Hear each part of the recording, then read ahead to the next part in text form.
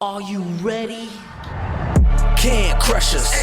It don't really get no better than this. The podcast that you're looking for if you're really heavy into wrestling.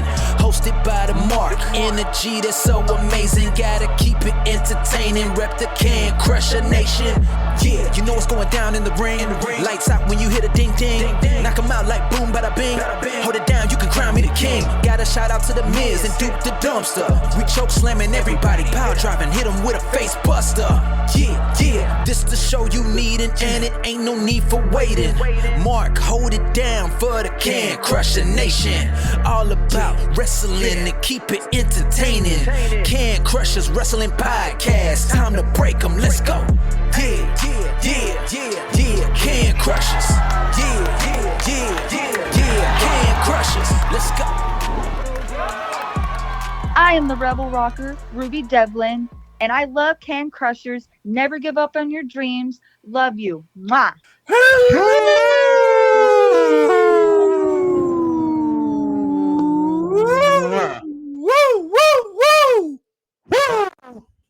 Welcome back to Can Crushers. That is the sexy married Sir Michael Jenks. I am on cloud nine, Mark the Mark, and we are living life to the fullest.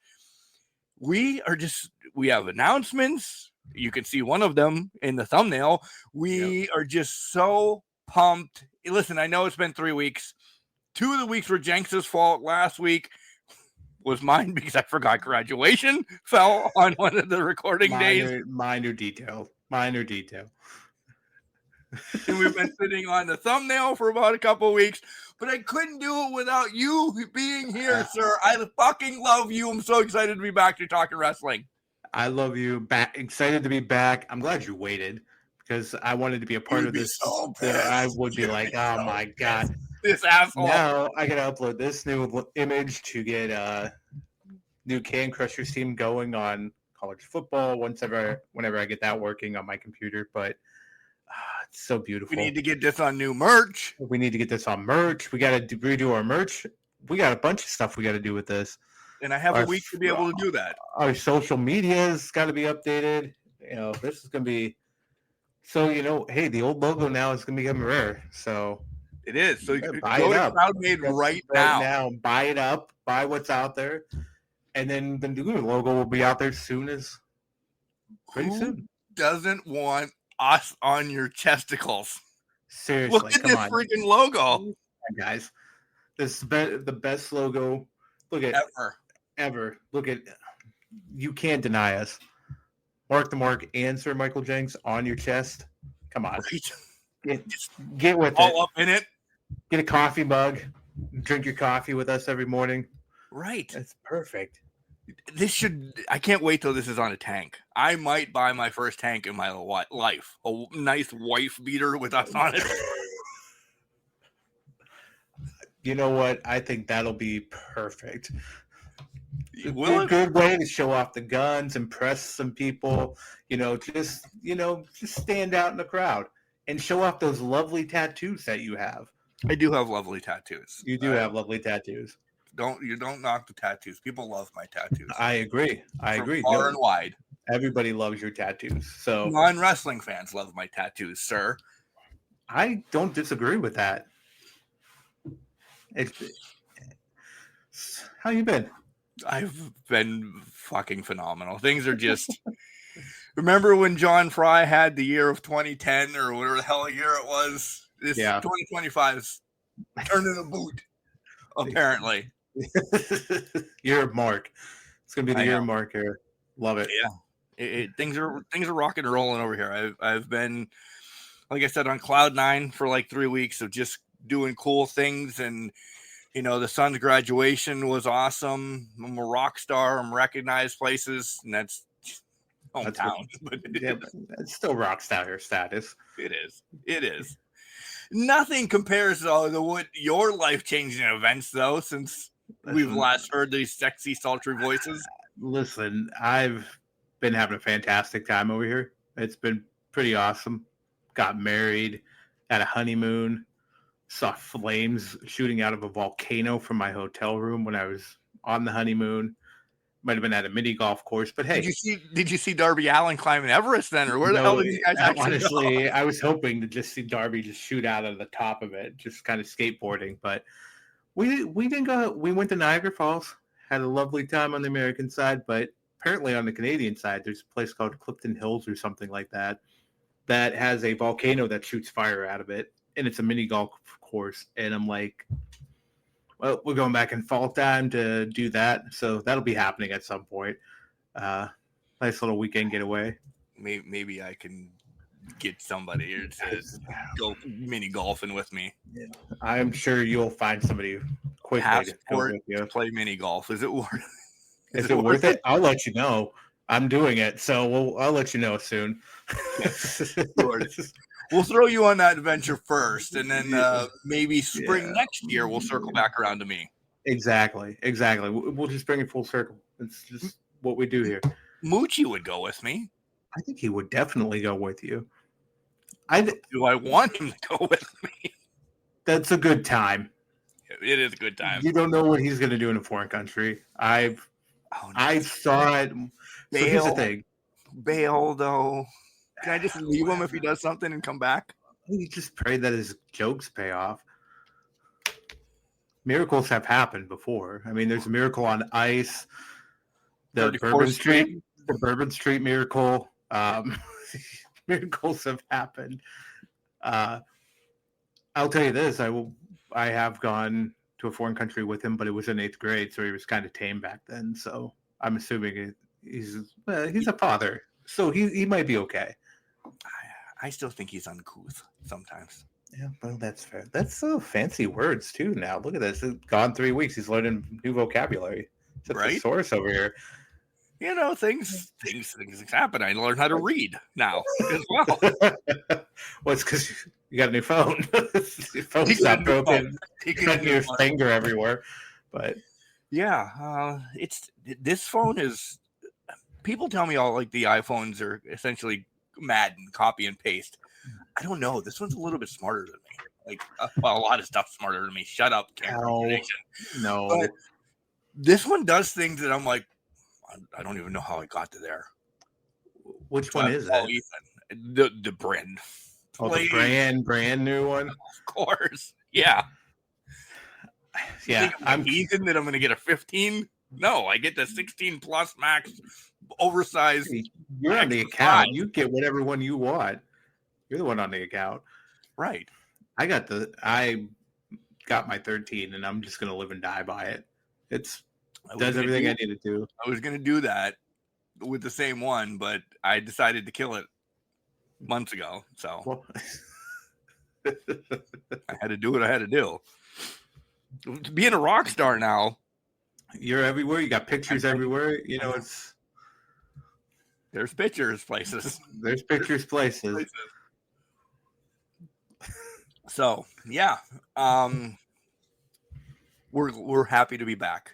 Yes. And it should be for a long run now because nothing's happening. Nothing should be in the foreseeable future of knocking us off the track. So right. In hopes. There's no snow. Well, you do know what season it is, right? My favoriteest of all. What, baseball season? No. If you brought up work, my favorite season for the next 90 days is here. The pool. Yeah. The pool season. Pool season where you don't get a day off for 90 days. Yeah, well, that's. But I'm going to work miracles to get things rocking and rolling. And maybe by August I can take a vacation. Shit has to align. I'm going to give June to go. Okay. And then stuff will align for the rest of the way. To have a nice vacation probably before Ethan goes off to college. So I got until August 18th, I think. The pool closes the 16th. Talk about pool closing. See you on vacation for a month. Yeah, right. See you, bye.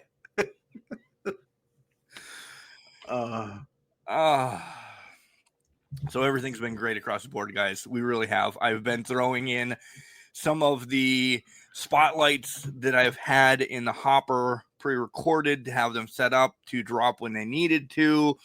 I hope you guys have listened to all of those. Had one just on Wednesday that, man, I feel bad that we didn't talk a lot about wrestling, but we talked about his story about getting into wrestling, and that's Rickster. It's unbelievable. If you haven't listened, please go listen to that. A couple weeks ago, we talked with a Doug Summers from AWA. We talked to his nephew. We've been hanging out in SoCal for a lot of them, so it's really cool. AJ Black is his name, by the way. We've really just been hanging out, doing cool things on the spotlights, waiting to get to this, waiting to have the new logo. Jenks, you look svelte in this new logo, by the way. You really do. First time that beard has been that smooth, and I have hair, so I'm kind of pumped by that. Right. Like, I'm looking at this mane, and I'm like, man, that's what I wish I had. That's a sexy fucker right there, isn't it? It is. I burnt my head on the honeymoon, and it peeled off. It was bad. Good thing we had the bald spot on the honeymoon. It was bad. Yeah. Good thing we had this going prior to right. honeymoon pictures. Exactly. I'm about 10 years younger, and I like that. I really do. Yeah, you look amazing. You look great in this one. Yeah. A little bit of gray, not fully. Okay, guys. One of the past guests made this for us. We were talking after a spotlight. We kind of brought it up. He's like, oh, I can do that. I can do that. Azrael. Yeah. Recent past guest. Yes. He's like, very recent. This. He's like, he did fantastic. Right. He did. Yeah. There was a couple different things that we kind of like had to go back and forth about. Yeah. At first, I sent a stupid picture of Jenks, and I don't know why I sent that one. You didn't even. You knew why you sent that one. I do know why I sent it. But I'm like, oh, I thought he was going to kind of caricature us a little bit, and just use that one for a base. But then he used it. I'm like, oh shit, I love this, but I can't. It's such a ridiculous photo. I mean, I laugh every time I see this goddamn photo. I know. And I was good with it, but my shirt didn't say wrestling on it. So I'm like, oh. It's amazing. So the iteration you see now is fantastic. It ended up being a combination of the couple you sent me before, because your shirt that said wrestling on it got added into the final one, and then mine with FTR on it got added in, obviously, with it. But compared to the snowy beard one is fucking fantastic. I mean, I know we all have to have wrestling on it. We have to have wrestling.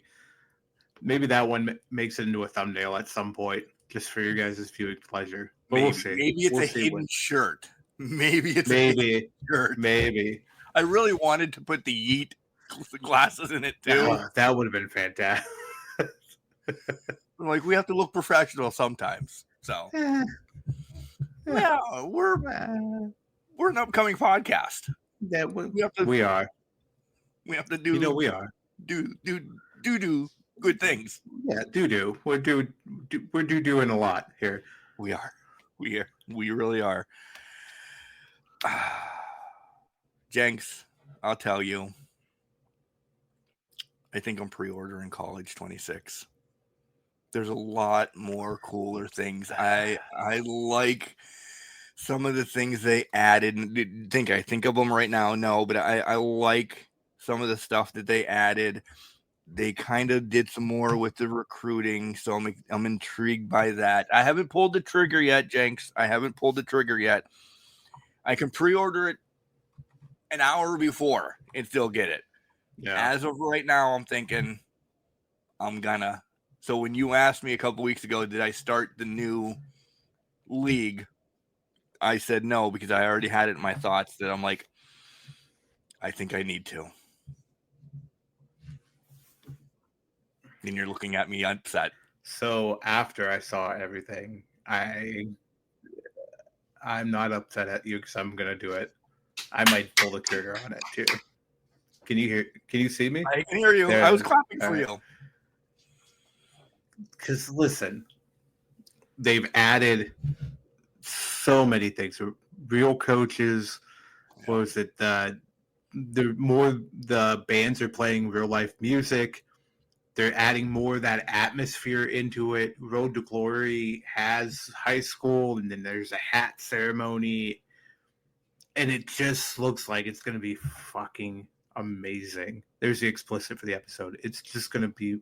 Now, my dilemma is I've also been seeing good things about Madden too. I did. That have kind of intrigued me as well, and I'm like, we get the bundle this year. Will we do the bundle this year and save money? Because I bought Madden later in the year last year when it was on sale, thinking, oh, hey, Charlie Bailey's out of college now in my Road to Glory. He's got to go somewhere. I got to put him in Madden, but I'm him hawing that right now. You wouldn't be able to bring him the new Charlie Bailey or Bailey Charlie, whatever the iteration of this year's player, isn't going to go back to last year's. Yeah. So if you need to, and I was thinking the same thing because I haven't bought Madden in a couple years, so I'm like, I think I'm going to pull the trigger on both. Take that day off. Hopefully, it releases on. I don't know dates. I don't. You know how stupid I am. Releases on a Friday. I play the shit out of it until probably Tuesday. Get everything going, and I have a month to continue to build. And then Madden comes out, I can drag over Max, or probably it'll be Max, over. Yep. See what he does. Play in the snow and the rain and all of that stuff. Yeah. Bands was the sell for me. That they're going to play like Final Countdown and stuff. Countdown and all that. Oh, that was amazing. Oh, by the way, that was what I walked down the aisle to at my wedding. Was Final Countdown. Yeah. We'll probably just got copyrighted now, but probably. But me and the groomsmen walked down to that, so it was fantastic. So I didn't get to attend Jenks's wedding. And I'm a bad co-host. No, because you're not a bad co-host. I wasn't going there. I almost died. Essentially, day of. Yeah. Quickly, it was dehydration. I haven't been taking care of myself prior to those 3 weeks. Yada, yada, yada. Had some tests and everything. I'm fine. Everybody, and thankfully, he's fine. And I wasn't... Nothing with the heart. No, because nothing with heart or anything. It just burning the candle at both ends. Is that what it is? At both wicks or whatever? Yeah. Both ends. And just eating ramen raw and drinking Fireball. So not taking care of myself. I'll do that to you. These 3 weeks, though, since then, have been really cool. I'm very salady and watery and everything. And it's getting to be the worst time for fat guys. So, because it was humid down here today. Humid. So, it's been humid up here. Yeah, it's been humid up here, too. It was nasty. But, yeah. But, hey, it's your health comes first. You know that. So, I'm just happy you're good. Well, thank you. But I'm just happy you're all right. You're here. We're recording finally. And we're ready to go. And we have That's what's important. Logo. The logo, we have an amazing logo. Yeah, is the number one thing. And approved by Kimberly Jenks. So that's all that really matters. Very much. The official seal of approval. First one as Kimberly Jenks. Just saying. That's all that matters. It's magical. Did you show the dog? She loved it. She thought it was great. The dogs. Bailey hates I didn't it show because the dogs. Oh, I was gonna say Bailey hates it because I'm mad. Bailey couldn't care less unless it was fried and was food. To be honest, she's just on the food kick right now. Charlie, unless it's a ball, he doesn't give a shit. So, But it's so the doggos. Doggos are not in it. Kimberly, the snow one was, I think, took her back a little bit. The snow picture, because I did show her that logo. And she was like, "What?" Like, I like the second one better. I'm like, okay. What is he doing to you? He's never going to use that? it. What is on your face? Why do you pick that one for a wrestling podcast? What is on your face? I know, Jenks. but it's a hilarious photo that'll. Oh, it's gonna live on infamy, if that's the correct word. Who's good? Have you? I don't know what we're gonna do. I don't know what we're gonna do. If we're having 1 or 2 segments or 3 segments, or you're just gonna listen to us banter. But you've been busy. I've been busy. It's been state softball and everything. Well, so this is gonna be one of those. We're gonna throw it against the wall. See what happens. Oh wait, we do have a pay-per-view and a title to see if somebody's gonna claim it this week. Yeah, and fittingly, it's a Money in the Bank pay-per-view, so it's a ladder match now. Who's going to grab that brass ring? Which, unfortunately, there's only 4 matches announced right now. So, again, because life is life. Recording a random night that we usually don't, so we don't know what happened on SmackDown ever. And we're not watching it live. Yeah, and you want this on video, people? Please. But we have our shit together. What are you talking about? We do. So do you want to dive into what wrestling we think we know and we don't know, and then just talk and then do all that? Yeah, and then we'll do predictions or something like that. Yeah, we can do that. Okay. So let's take a break. Let's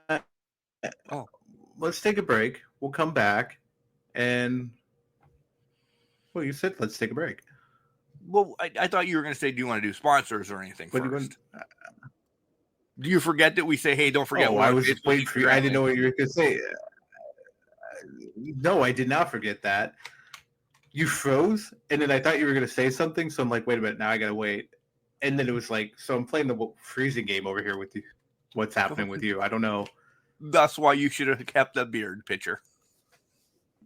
Well, live and learn. Right. All right, guys, we're going to start. Don't forget to check out our WWE affiliate code. I'm throwing this in the loop for all over the place, so just throw whatever you want out there. Yeah. We have a WWE affiliate code down in the show notes. You click on it. You're out there to buy the new Becky shirt, LA Knight shirt, or whomever, one of those big-ass titles that you want. So you have the money. Click on that in the show notes. You might get a discount. But what you will do, no matter what, is you'll help us get better, get bigger, do all those cool things. So if you're going to buy it, click on a podcast affiliate code because it's unbelievable. It really helps us out. 100%. You can go to Collar and Elbow and shop there. Save 10%, putting it in the code Can Crushers. Get hoodies, T-shirts, whatever you like. I think they're up and running now. I think last time we left this, they were still trying to get everything up and running, but I think they're up and running now. So last week, and I think they're back up and running. So yeah, thank God. Okay, perfect. God. Yeah. And we've said it a million times. Go to Colorado. No, go for it. We've said it a million times.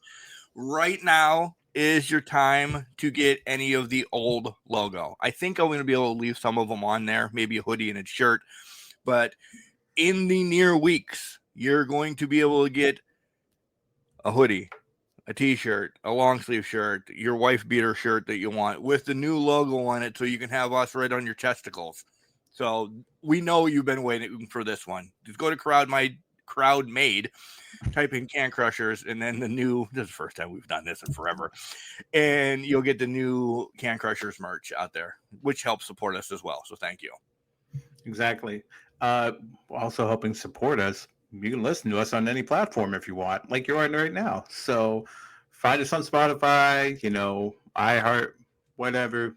Just find us, listen to us. We're on YouTube, no video, but you can still see our sexy new logo and the thumbnail that comes with it. So, enjoy our This is the cartoonish only faces. thing you're seeing this week. This is I the love only it. thing. It's the cartoon. I love the faces. You're gonna love these faces. You might not get wrestling pictures anymore. You just get us all the time. Unless there's something really bloody that we like to kind of push the envelope on to see if YouTube or anybody will let it stay on there. So blood and guts, when that happens, you'll probably get something. Yeah, you'll get something. Yeah, maybe you'll get something there. Yours through the face or something. Yeah, stapled in nuts or something. Podcast back down. Where it belongs. Right back down to anarchy. In the arena. Don't forget that you can send us emails, ask us questions. We're going to schedule an Ask Can Crushers here soon once we get our bearings back about us. So cancrusher69@gmail.com. Send your questions, start sending them, because we really need to do an Ask Can Crushers. We owe you guys that, and we owe us that to get into your great thoughts, because you guys blow our minds all the time. You guys have amazing questions every single time. You send them via email. There's phone numbers still out there, 814-299-6687. If you want to be on the podcast and join us and ask your question that way. So go ahead and give us a ring. Yeah. Anything else? No, I think it's time we talk wrestling. Oh, good. Because I don't want to go to shop. Well, I'll talk wrestling. Okay. If you don't want to go shop, let's go wrestling. What's going on, you guys? This is the CEO of Shane Taylor Promotions and the baddest of all time, Shane Taylor, and you are listening to the Can Crushers Wrestling Podcast. Welcome back to Can Crushers, folks. It's Sir Michael Jenks. It's Mark the Mark. We're ready to dive into professional wrestling, talk about what we know, what we missed, what we don't know, what we missed, and all of that, because that's the way this show is going to go. We're going to throw it against the wall and watch the shit slide down. It's a great visual to have for this. Isn't it? Yep, that's it. That's exactly it. I don't disagree. My number one just happened Tuesday night. I don't know how Mariah May is going to go over in NXT. She's going to be pushed. She's going to be awesome. I don't know the main roster is her. I love her. She's been on the show. I've found her in Stardom before she made it to AEW. I didn't find her. She's worldwide amazing. I don't know if she fits WWE, Jenks. Convince me. I think she does. My thought is, though, the NXT move was probably the best play because she's rough around the edges in terms of what they like to see. I think she has the attitude, the ego, what they need and what you see in a mega superstar and vicious heel. We saw that in AEW, but I think she needs to be rounded just enough so that they can take off the brutality side of it, and it's more of an entertainment villain that WWE likes to play, right? They'll let her have those villainous moments and those dastardly things, but it's not going to be as brutal, as egregious, as eye-popping as it was before, if you will. So they're going to kind of pull her in a little bit, but also find a way to maximize the talent that's there. I think she'll be fine. I think it's going to be like a Stephanie Vaquer, Julia, where it's 6 months and then see you later. Okay. If they build her correctly, I'm on the fence. I don't know. You know how I am about really sinking my teeth in anything because I love her. I really do. My thoughts are the play on this. We've seen Julia and Stephanie. Boom. They're gone. They're on the main roster. They're going to be big players sooner than later up there. And we'll circle back to them. My thought is you've brought a lot in with Steph, Julia, Jordan Grace, and now Mariah. Those are pillars that you could pillar your building for, right? Yeah. What are we doing with Jordan? Because she's taken some losses. I thought she was going to instantly come over and do this, do that. If Mariah is going to be making a bigger play, and I do agree with your 6 month thing. is Jordan going to get a fast track too without sniffing a title? Or is it going to be she's not getting a title because she doesn't really need a title in NXT? Like, there's 4 major women right now that no shot on Rhea or anybody else that's up there. Charlotte, yada, yada, yada. They could really take over if done correctly. Yeah, and to that point, I think this is where they're seeing Charlotte's, the Becky's, the Bailey's, phasing them out or part-timing them and giving them, like Bailey when she's back, will be more putting over the younger talent like she was. Becky, she's in that role now. Charlotte, whether she wants to be or not, is in that role now.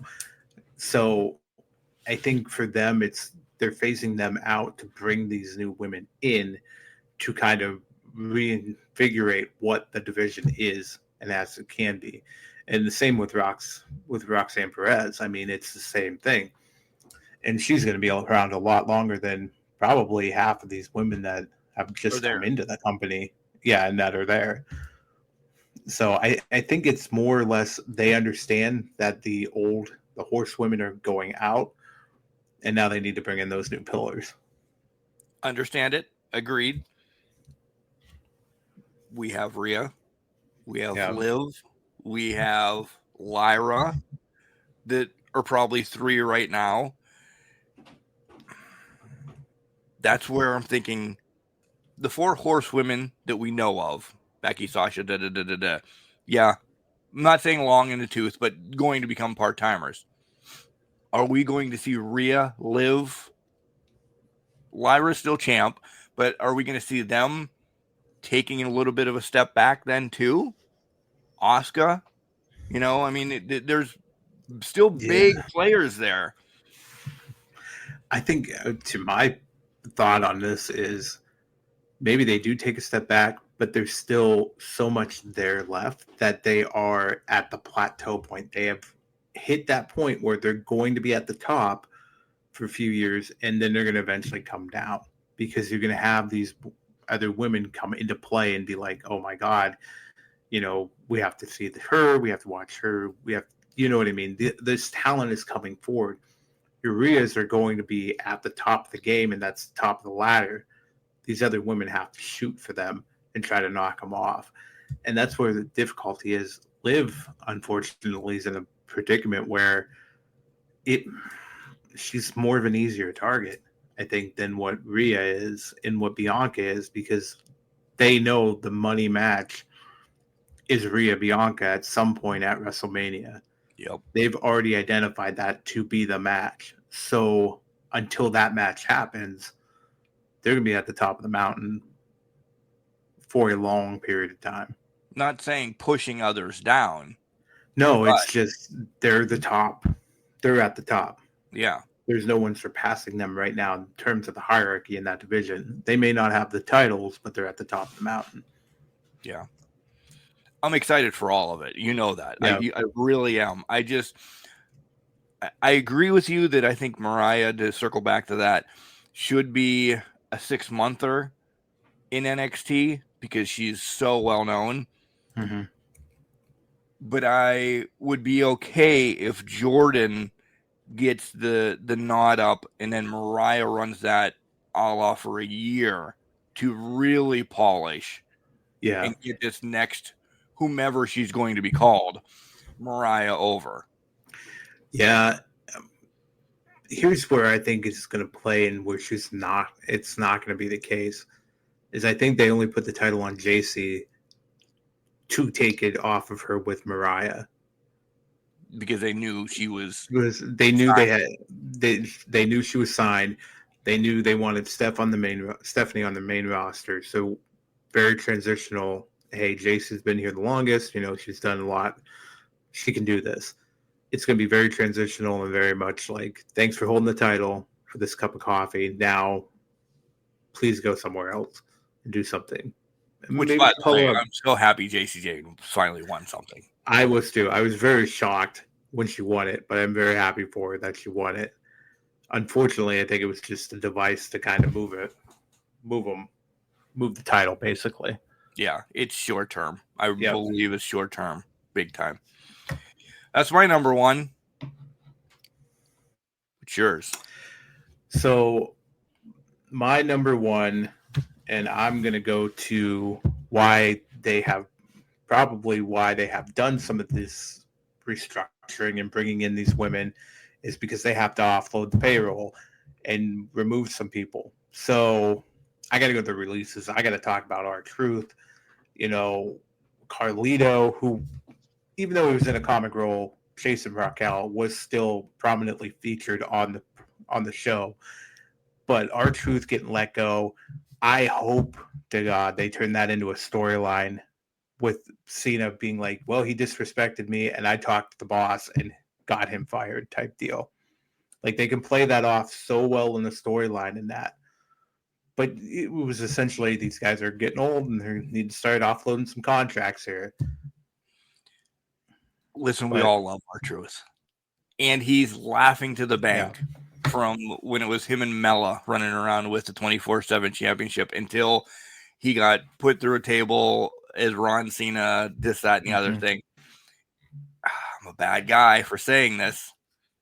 He's 54, making, I don't know his contract, but making trillions of dollars. Just as a spot here, eating Doritos here. We see it in football, we see it in baseball, we see it in every sport out there, essentially. Listen, you're not. He brings in money. I understand that. This is the fight going on in my head right now. Yeah. Honestly, it's the right move. Yeah, he's a fan favorite. So is McCutcheon in Pittsburgh.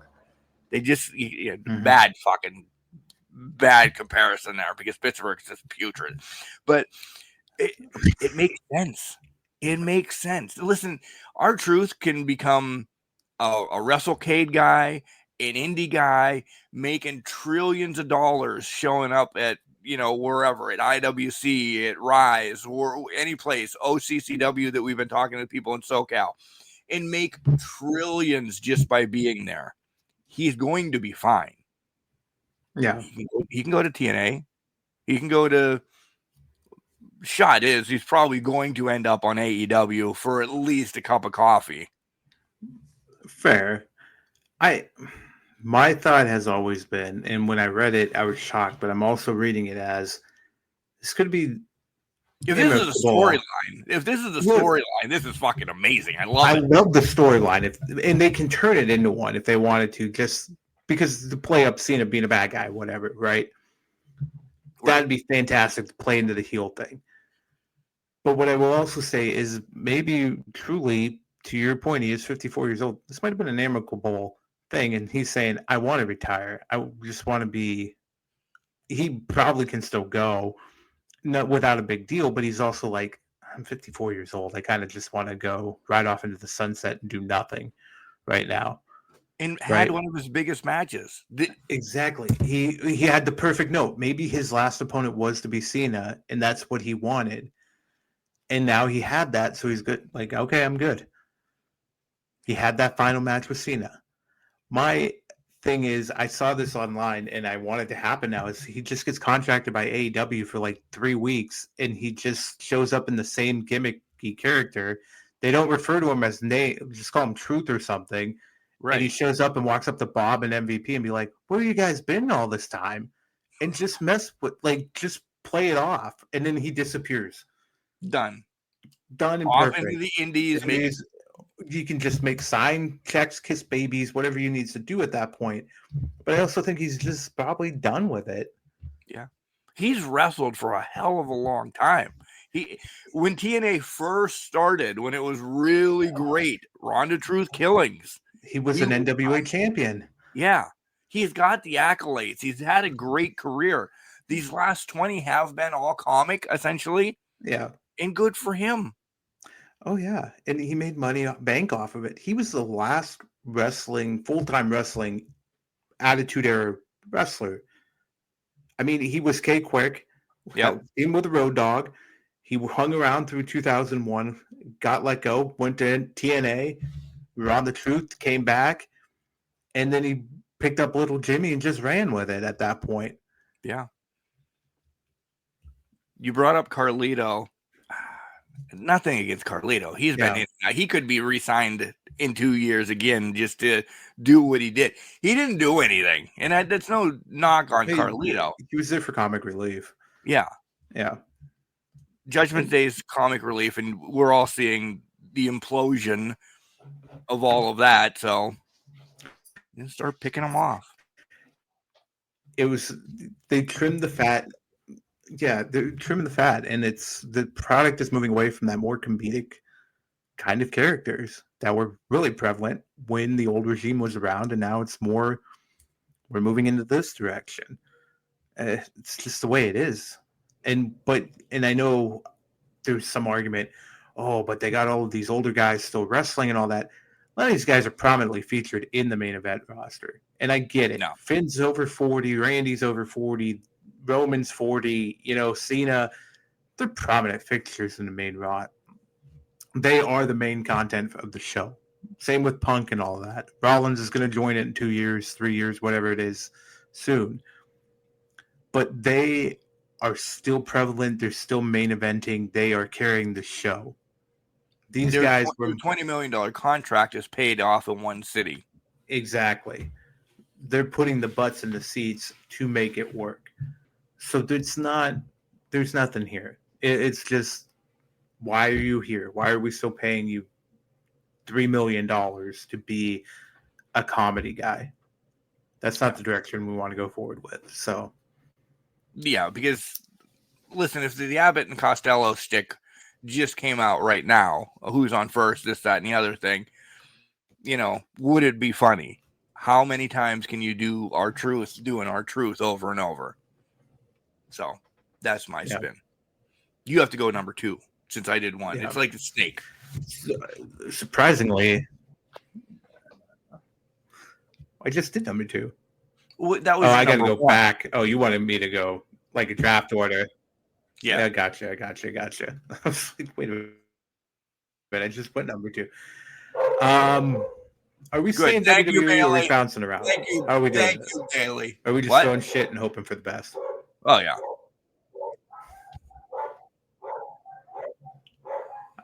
Throwing shit and hoping for the best, right? Yeah, I said that twice now. I must have froze again. My number 2, you did freeze again because I didn't know what you said. So, all right. My number 2, I'm going to go with if Hangman and Swerve are going to be helping each other out at All In, resuscitate me now, because this is going to be apex storytelling of all time. You got Ospreay trying to help. Hangman doesn't want it. Swerve's like, I'm going to get in this. Now we got Ospreay and Swerve because Swerve doesn't want to help Hangman, but Ospreay wants to slap some sense into him. AEW, man, they've got this figured out right now with Hangman, Swerve, and Ospreay. I know it's not going to go the way they're going to go, and Mox is probably going to walk out with the title at All In. But goddamn, this is going to be some juicy storyline for the next 6 weeks.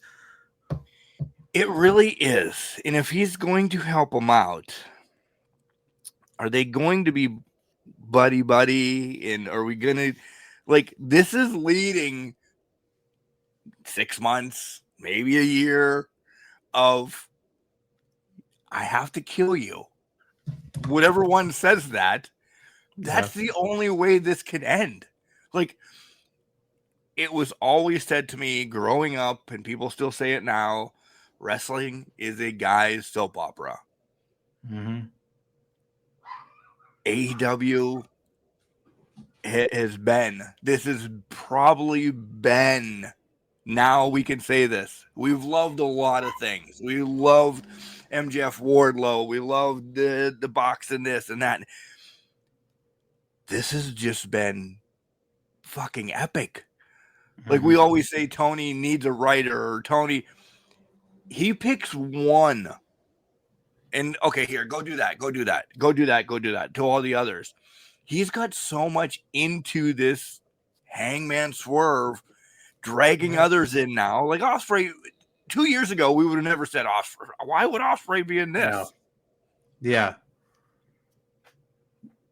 This is Tony's EPA right now. Mm-hmm. This is his cherry, his chef's kiss, because I don't know where this is going.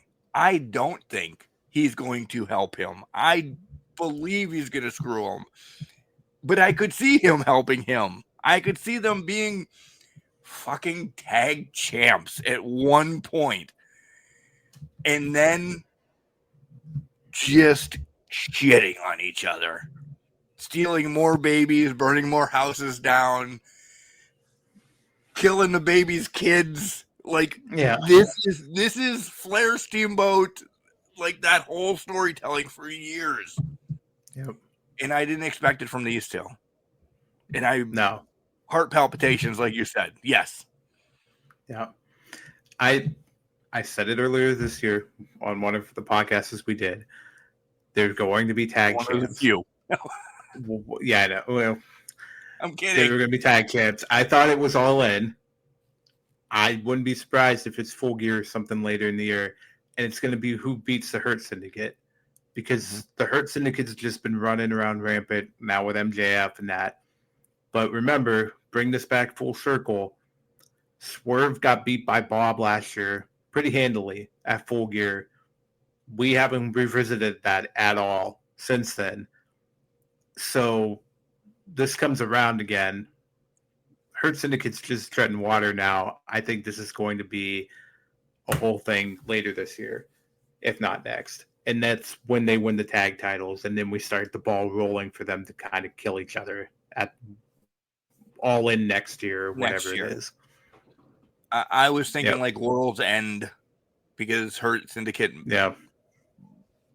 I always put at World's End, that always means something to me. Like, it's the world, it's Hurt Syndicate's world. Yeah. Right now. They're just crushing everybody. So they need these two moguls to come together to kind of bring them down. They'll have the MJF story stuff will, I think, be done by then, sooner than later. Honestly, Yeah. I think it's going to I would be. I think this is just going to be get them to something down the line. Yeah.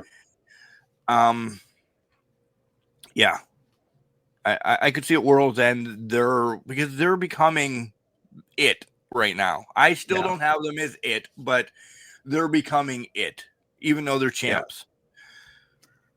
It's something needs to come crashing down, and World's End always is like the great end of the world for somebody. We've seen it in everyone so far.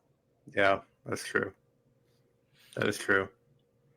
And I lost my second one that I was going to talk about. Oh, there it is. And I'm glad, because we actually talked about this one off air. I thought this might have been one of yours quickly. But my number 2, Sir Michael Jenks, 4 hours? Oh, yeah. 4 hours is rough. I didn't watch. I didn't. I'm not going to lie to anybody on Can Crushers. That's rough. Like, I understand you want to get your contract filled or this or that or the NBA, and I understand all that. Dude, preempt it. Put it online so we can watch it later or something like that. And I know there's always, why don't you just fast forward it, Mark? You don't have to watch it all live. Blah, blah, blah. Whatever. I don't watch anything that lasts 4 hours.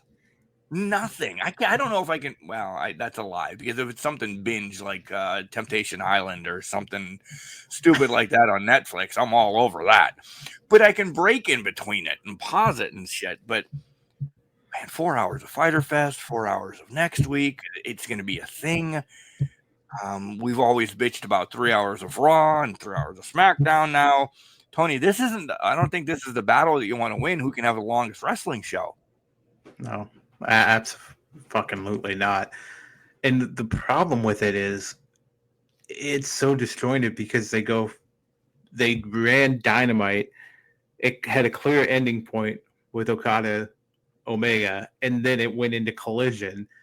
Like, you're supposed to, if you're in the crowd, you're supposed to forget that happened. Exactly. You're just supposed to drop it and let it go. It's like, and even the enticing thing that they were trying to do the whole night was before the main event, or before the last match, Tony Khan's had an announcement. I got to 11:30 and I crashed because it was so much. It's great. I love wrestling. On the weekends, I will tough it out and push through these long segments. But on a Wednesday night, shit's going on. You've been up. You're trying to do your best. It's not. It doesn't work out. You got work the next day. You can't burn the candle on both ends. Just not the way it goes. Burn the candle on both ends. Exactly. So 4 hours is not, to your point, the hill to die on for AEW. Preempt Collision. Because the way it ended with Okada and Omega, okay, cool. I want more then. Not right now. I want more next week or in a couple days. Yep. Because then you bring out your first match of Collision, which a main event to me is the last thing that happens, right? When you're at said event. And I know people are like, well, what about the dark matches that we get to see when we're there? And those aren't seen and yada, yada, yada. That's just something special for people who are there. Main event. It's your main event for Dynamite. Well, Dynamite's ends. Boom. I have now clicked off that. Holy shit, did you just see what happens? Well, it's ready for Collision. Mm-hmm. Oh, wait, I can't just come off of this high to get ready for another thing. And Sir Michael Jenks, I will tell you this. This is my number 2. I have the opportunity to go to Raw on the 30th. I was all for it. Cool. Let's go. Well, now they've made it. WWE wrestlers are going to have off the 4th of July. They're recording SmackDown as well on the 30th. You know what time everything starts in Pittsburgh on the 30th? And if you don't know this, I'm spoiling it for all you. SmackDown is going to be recorded prior to Raw because it goes live on Netflix at 8 o'clock. So they're recording SmackDown at 5:30, which means doors open at 4:30. Raw ends at 11. 10:45, whatever, Triple H. Maybe this is unless remember Triple H says some stuff will only be 40 minutes. Maybe this is the Raw that's only 40 minutes because we're getting SmackDown prior. It's already duly noted that it's prior because it's starting at 5:30. So you have 2.5 hours to record whatever matches you need to do.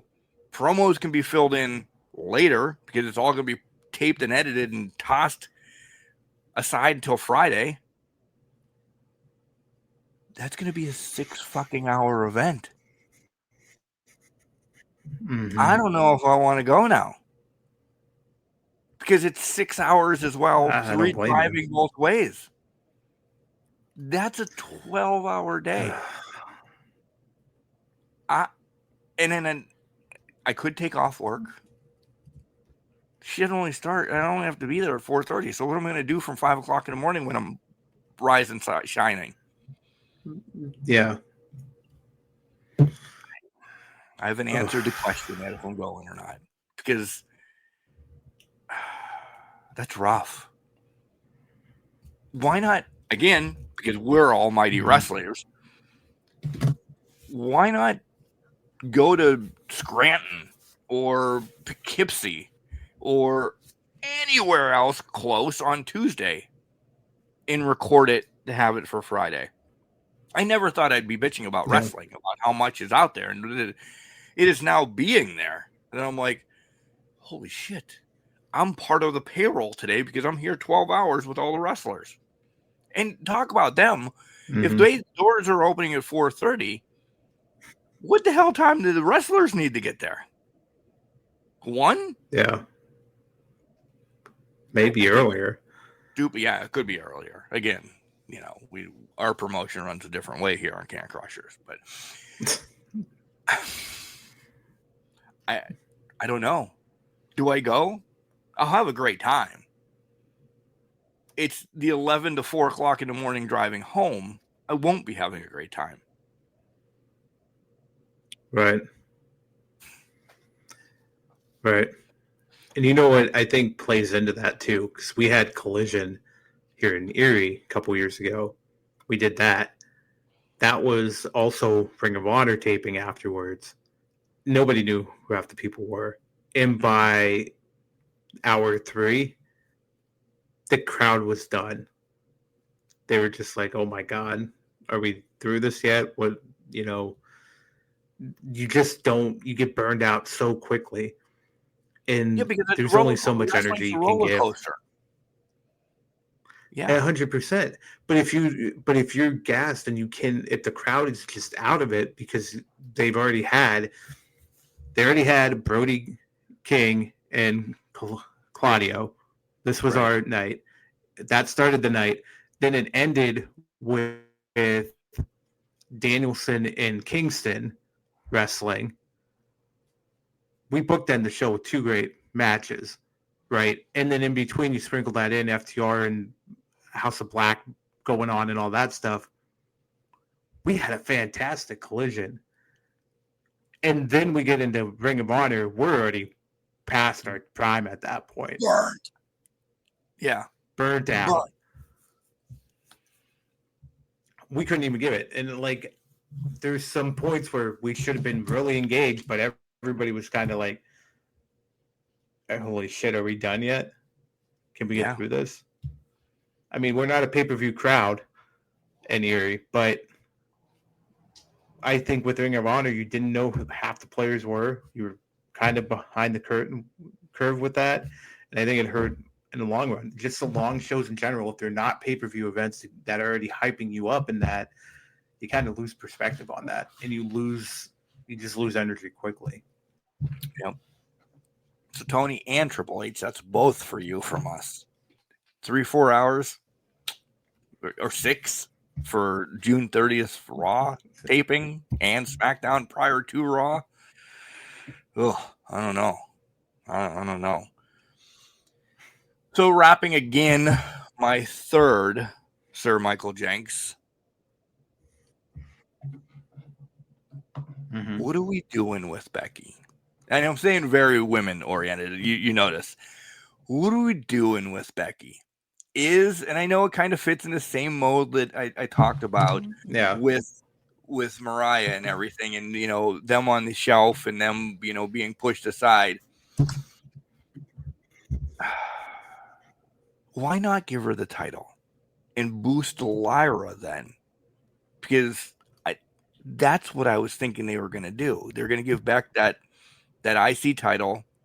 Lyra maybe sniffs a rematch, and then boom, she's in the picture for a while. Because I think Lyra's one of the players now. I really do. I really think Lyra's going to be big from everything she's done. And this is maybe just me. Is Beck just going to be part-time? We're just going to get through this, and then Beck's not going to be around again for a little bit? I was wondering that, but I don't think she's out of the picture until SummerSlam. So I think we'll see what happens on Saturday. But I think something happens to extend this storyline. But to your point, Bex is probably part-time. She'll do summertime. She'll run summertime. Rue's getting older. She's about to go into school. Probably makes sense. Maybe SummerSlam, you kind of end it. You do the mom stuff for the school year. WrestleMania, pick back up, and then you just balance it until the school's out and you run for the summer. It's possible that that's how it's going to work now for Becky. Is she's just going to come in summertime and go WrestleMania to SummerSlam and kind of just do her thing. I was thinking the same thing. I really was. I mean, we're completely on the same page. And I thought you were going to be like, no, she's fucking staying. You're an idiot. But no, you're right.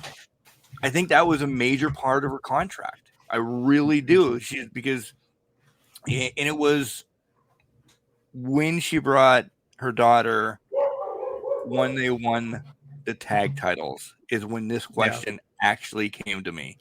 She was more not focused on having her daughter say something or do. I mean, it ended up being that way because Rue was like, "Hey, I do want to say something." Yeah. And it kind of became that, but you just saw Bex was prouder of carrying her daughter to the presser than the title that she just won. And I know she knew the next day she was going to do whatever she did, yada, yada, yada. Right. But Bex is 6 weeks in, 6 weeks out, 6 weeks in, 6 weeks out, whatever type of shtick. And she's probably going to be all right with it, unlike Charlotte. Yeah. Becky, I think, and that's where the perspective is coming, right? Because both of these women came in at an older age. They came back to wrestling. Becky came back to wrestling, got picked up by WWE. Charlotte came in to honor her brother, and then it kind of the snowball effect. But one was humbled, or not humbled, but was booked in a certain way where she learned to build herself up and find the character and find her way.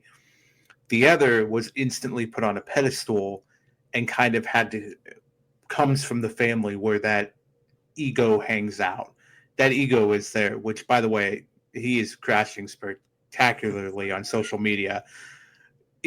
Speaking of that, but the ego is always there, and the pedigree was there, and the spotlight was there.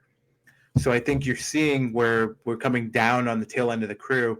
Becky can handle that more, can understand that more, and understands the business and says, I get that. I should be giving back to these people, giving back to Lyra, giving back to letting them beat me and put them over to build up the future.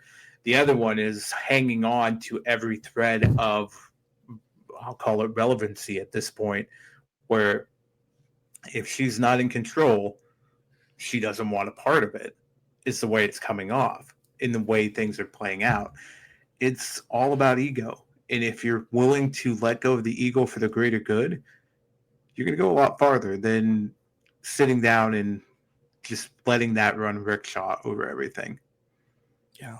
It's an overthinking thing. It's a write it in a journal type of clear your mind at night, because you've done everything. You really can't do much more, Charlotte, unless you help the next.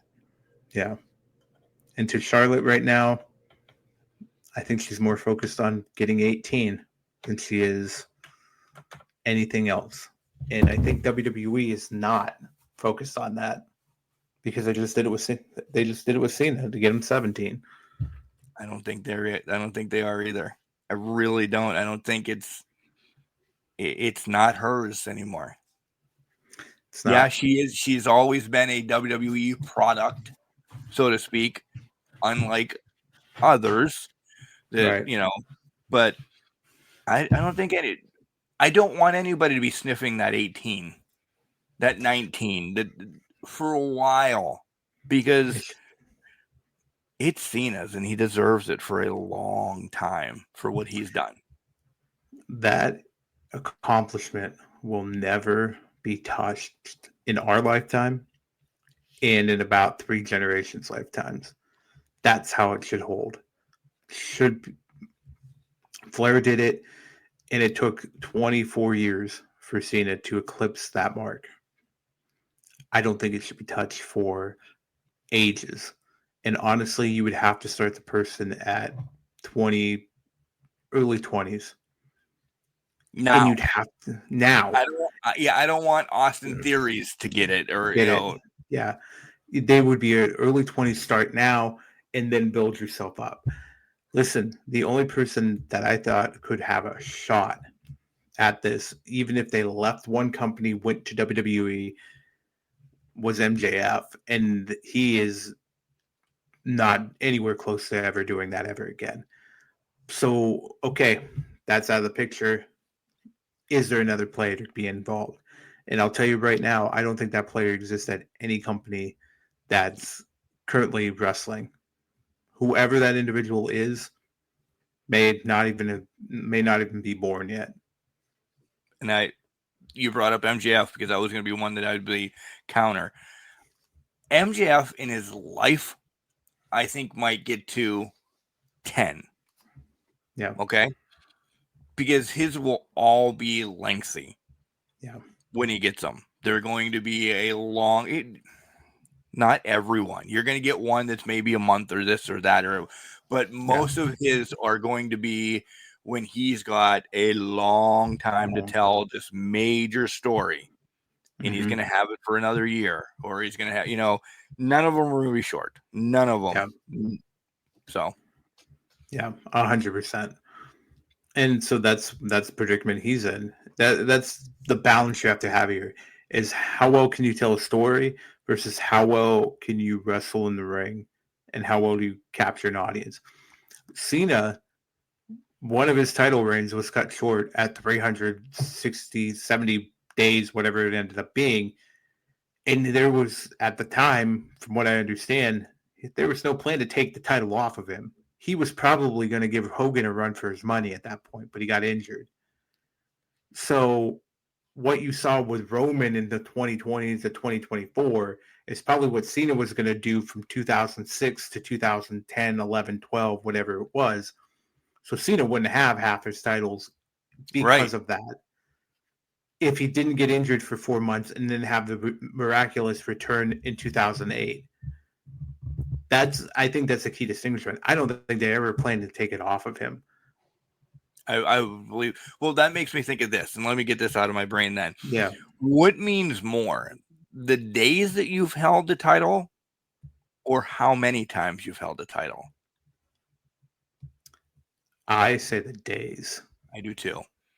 I would rather hold the title for Roman, 4 freaking straight years. And then because you've ran an era then. Mm-hmm.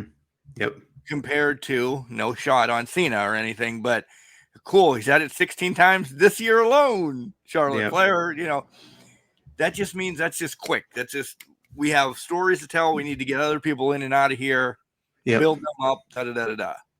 They're forcing it. They're forcing you to 16. They're artificially inflating you to that number. To your point with Roman, there's always a storyline element to it. There was always, oh my God, they can't beat him. Why? You get frustrated, you get angry, but then you pick it up the next week and watch it again. Roman's title reign was special. In the day, Hogan's title reign was special in the mid-'80s. That is what catapulted the golden era, what made WWE, what it became rock and wrestling. It's what made WWE big. And I think they wanted to do that with Cena. Cena gets injured. Then he gets 12 title reigns, and now he's got the title in it. Roman was the next guy. So whoever that next person is, it's not going to be that they're going to get 16, 17 title reigns. It's going to be who's the next guy in about 20 years to get a 4 or 5 year title reign that we're going to absolutely shit on at that point because we're going to hate it and then love them afterwards when it's done. Thank you. Yeah. We the ones. We the ones. Greatest faction of all time, too. We said that. We said that, and I'll still stand by it. I love the Horsemen. I really do. DX was fun, but they weren't the greatest. Everything. The Bloodline's still running out there. That's the thing. The Bloodline stuff is still out there and can be rejuvenated at any point. What do you got for, how about you do 2 more and I'll do 1 and then we'll wrap it up and go to predictions. Yeah. We've really just thrown shit against the wall. It's been great though. These are the shows when we need to kind of regroup and get back into that. Could go 4 hours. Let me do.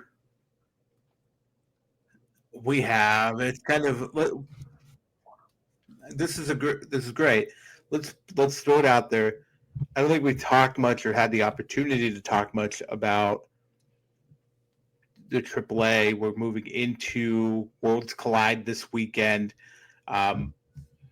It's more of a showcase pay-per-view than anything. El Grande Americano is going to pull double duty, except he might be under an alter ego at Worlds Collide. I think what's going to be exciting to me in that aspect is, okay, let's see the individuals who are going to be a part of this. Let's showcase them. Let's get a fire lit under our asses. Let's see what they can produce and how they go about it. For me, the biggest thing is I want to see Vikingo and Gable go, because obviously Vikingo is amazing. He is superstar in the ring. Gable is an amazing superstar in the ring, and it's going to be something that is going to be beautiful in the main event of the show, I'm assuming. But the undercard is going to lead up to it perfectly too. It is, but I'm going to be poo-poo. No, Nothing's selling me but that right now. To watch that, to see those two go. I mean, the talent they pulled besides Stephanie Vaquer in AAA superstars, it's not really there from WWE in that regard. Del Rio's not there. You don't think? Maybe. But he here's the thing. Fired from AAA. He did. There's rumors that he is signed WWE, though. We're going to find out. But when you drop it for the Vikingo, okay, maybe they're going to play that off and say, oh, he's going to win, whatever. To me, I don't know about that. I feel like they may be trying to. It would be wild if they didn't distance themselves from.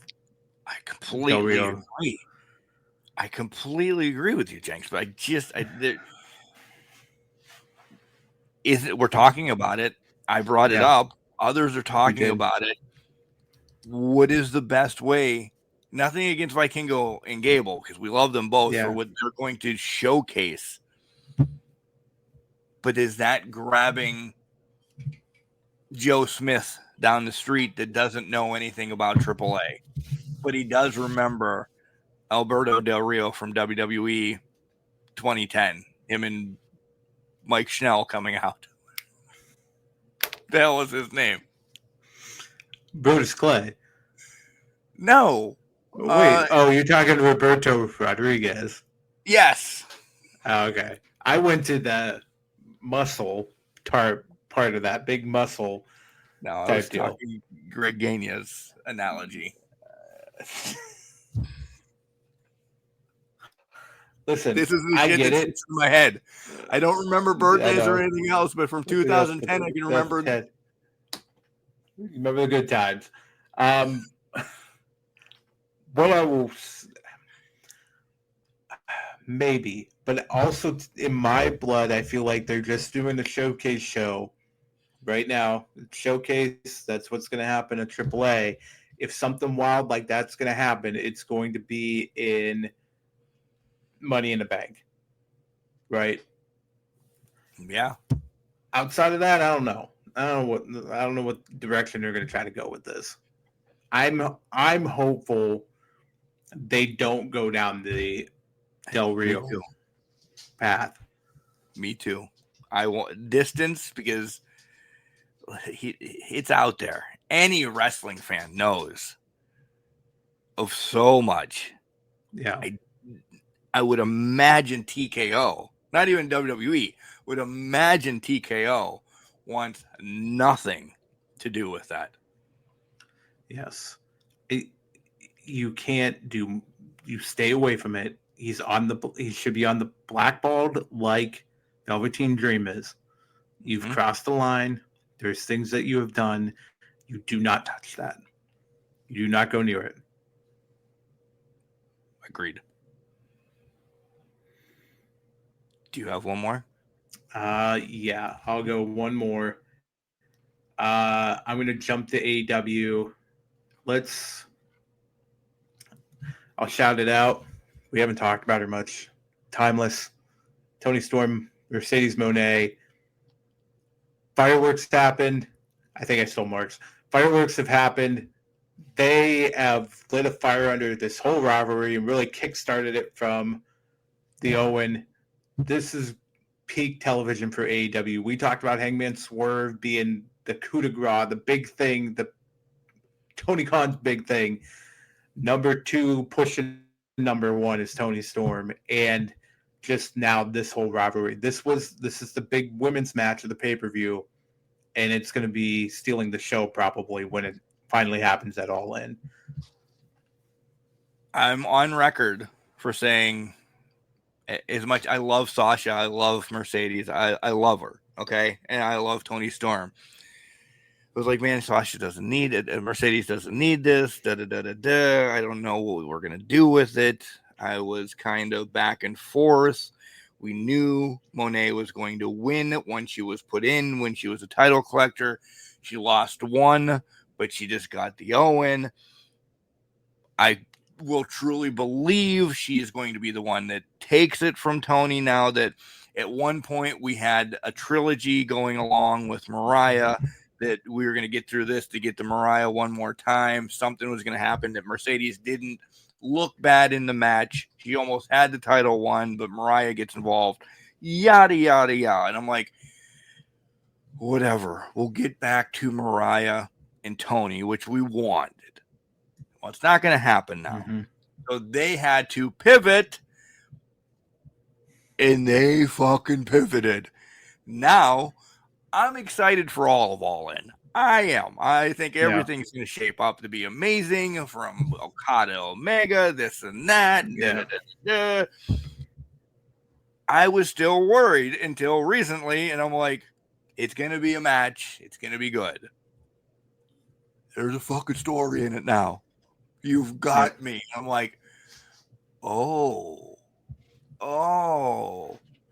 Nothing against Mercedes. We love her. It just shows prior, after, during. Sir Michael Jenks is going to be right again this year. If you're not picking Toni Storm for Female Wrestler of the Year and or Overall Wrestler of the Year for what she does every fucking week, you're not watching clips, let alone wrestling. Yeah, because this is all Toni. What? Nothing against Mercedes. This is all Toni. Toni's carrying this. Toni's carries everything because Toni's that exceptional at what she does. And it's not just a gimmick. It's just shoved on her face in the WWE. Yeah, pie thrown in her face, dog food, whatever you want to, whatever, all of it. It was all shoved in her face, and they disrespected her in WWE. And all she needed was a breath of fresh air. They did their little run with the Outcasts. Okay, it wasn't great, but then she lost herself. And when she reinvented herself, she went to that place where she has not looked back since. Toni Storm has carried everything since. The only person in the women's division that has come close to Toni Storm was Mariah May. And they both had a magical run together. That's because they were linked together. Together, exactly. They fed off each other. Toni essentially mentored Mariah in what to do, how to do it, and what to say. And now the beautiful storyline, Mariah is a bigger star than ever. She's in NXT, and it's newsworthy, right? Mercedes, she's a big name, but there's been times where she just doesn't carry the story or doesn't. She'll show up in the match, but that story just seems to be lacking sometimes. It's not lacking now because Toni Storm is that storyline element that just keeps it all rolling together and running together. The match is going to be phenomenal, but the story going into the match is going to be 10 times better than anything. Yeah. So Jenks is correct. He did steal my last one. I said I was going to stay very much all women this time to kind of push those to the forward. But I do have one in the back burner that I saw over the week, and I still want to know if there's unjust in this, Sir Michael Jenks. And mine is in AEW as well. Mine is with one of my friends in the AEW. We find out finally that Wardlow was hurt. We knew that. And he got in that car crash, and he kind of re-injured himself. But in the midst of all that, he's on a TV show now, and I don't remember right off my get, but he's on a TV show. But there was essentially a month in between when he was cleared and when he was going to do the TV show for whatever time. I want to ask, could they have at least done, because I'm sure there's freaking people out there that have forgot who Wardlow is because he hasn't been on TV in a year. Yeah. Could they at least continue to put Wardlow's training, or you know how WWE has, and it, I'll always use this one because it's one of my favorite ones, when Razor Ramon was coming and you saw him in Havana, you saw him here, you saw him there, those little vignettes of when WWE did them real well before. What the hell is the guy that's always coming? Raheem, the guy that got released. Veer Mahan. Yeah, he was coming every week. And that's the only thing they put out. Nobody gives a shit that he was coming. Back in the late 80s, early 90s, they would do cool vignettes. Even out back, Jack had awesome ones. Could they have not done that with Wardlow? Because now he was a pillar for me at one point. Yeah. He needs to do, and Wardlow, I love you. He needs to do so much more, because I brought him up earlier. People forgot that he was even with MJF. We need to tell a whole story about Wardlow again. He comes out and does a symphony, and people are like, cool, we're going to see that. He's turning into Hobbs. And of course, we always say Tony doesn't like big men, yada, yada, yada. Did Tony do an injustice of that little bit of time, have it be a month or two, that he could have still been on TV or done something? Because his contract's forever, essentially. And he's I don't know which one he kind of let it out on or whatever, but he's got a long-term contract. He ain't going to the WWE anytime soon. No. And even when he's done with the contract, it's not going to happen because he's not in AEW doing anything. Right. I feel like they've expended their energy on big men getting time, because Hobbs is getting all the time now with Mox and all of them, and it's actually booking him great. He's actually doing great with it now. They finally found the right chapter in the book of Hobbs. And now it's clicking and everything's moving forward. My thought with Wardlow is, I think they have just put him on the shelf with Britt and said, you were cool. You were going to be that homegrown big talent that we needed. But there was one thing that just said, we don't want to deal with it anymore, or we don't want to do it. Whatever that one little thing happened, or whatever the thought process was, something has come up and they're just like, we don't want to touch you. We're going to just let you sit somewhere with your contract and let it go.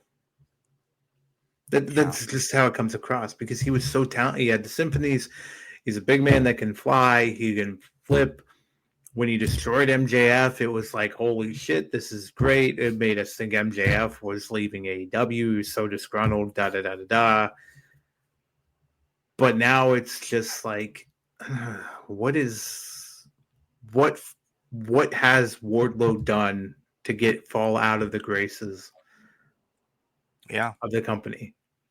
Because essentially, since he got beat by Luchasaurus for the TNT title, see ya, it hasn't been a thing.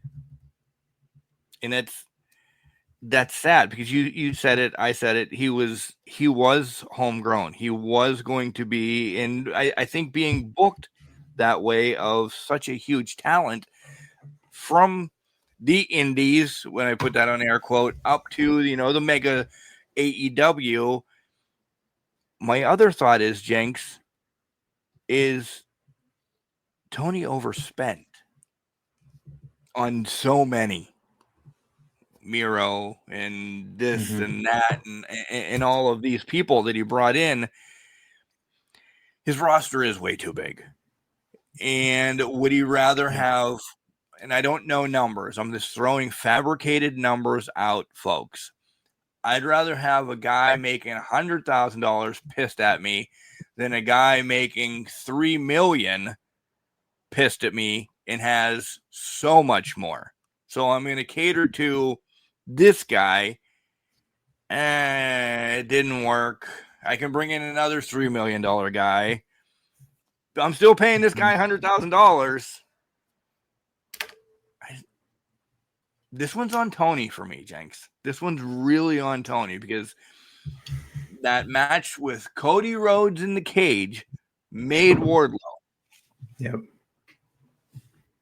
100%. They didn't have to do anything else. They just had to let him be. They did, and it was great. Yeah. And then it didn't. And then they let injuries happen, and then you're just like, yep. But at the same token, injuries happen. But if you let somebody falter and just fall off without doing anything to help them, keep them relevant, nobody's going to care. It's a what have you done lately for me in the wrestling business. I go on every week. I watch every week who's on there. I care about who's on there. I don't remember who's in catering. I don't remember who's not on the show. The only reason we talk about a Wardlow and a Britt in AEW is because they were the two that were going to get a slingshot and a push to the upper atmosphere. But they've done something to break up and just basically destroy the thrusters behind them. Yeah. And they've come to an immediate stop. Immediate. I do have a bonus one before we go to MITB. Money in the Bank. I don't know. I almost turned into New Kids on the Block real quick too. Quick one. This could be yes or no, or yes, I want to see it. Okay. Thunder Rose is pushing a hair versus hair match. Her against Britt is the only person she wants it with. Are you buying a ticket for that? Yes, I'd watch that. But it's a yes now. But then again, there hasn't been some great matches coming out of Britt recently. I don't think it could be put on All In this year. I think it would be on the Dynamite. Maybe if we I'm saying maybe if we wrap it back around to their greatest match ever, if you can get your shit together by St. Patrick's Day, there's your trilogy to end that. Maybe. But wait a minute. Thunder's in the boat of she's not getting used either. Why? And Deanna and you got a whole line of women that aren't getting used, and they're very upset about it. Yeah. So, I do like the return of Mello. We'll see what she does. I love Megan Bain and Penelope together. I think they finally found nothing against Penelope in husband Kip or anything, but I think they finally found something good for Penelope to do, and it's Megan Bain. And I love Megan Bain from OVW. So I've always been a Bain fan. So yeah. We ready now? It's something to sink our teeth into. Let's do it. Yeah. Let's move. All right. Let's move it forward. We're going to be back. Ladder. I did that. He just climbed the ladder. We'll be back with predictions. Hey, this is the dude. If you don't listen to Can Crushers, I think you got into some of my gummies. Welcome back, everybody, to Can Crushers Wrestling Podcast. I climbed the ladder before the break. Now we're going to reach for the stars and reach for the briefcase and make our bold predictions. Maybe to finally get a title on somebody around here at Can Crushers Wrestling Podcast. So, Mark the Mark, it's me. We have 4 matches right now that we know of at Money in the Bank. Are you ready for this? I was sitting back in my chair, Jenks. Yes, I am. To answer your question. I'm sitting back in my chair. And I'm just like, because the logo is now behind me. And it just, doesn't it look good when I sit back? It looks great. I've been looking at it the whole time. It looks really great. Well, I'm looking at you most of the time, but this, unbelievable. It looks really great. Blood Banter, that was unbelievable. Thank you. All right. You did a great job. Fantastic job. All right. You ready for this? Yeah. I'm going to write these down because the goddamn title's on the line yet again in fucking June. Vacant is the best champ. Vacant has half a year.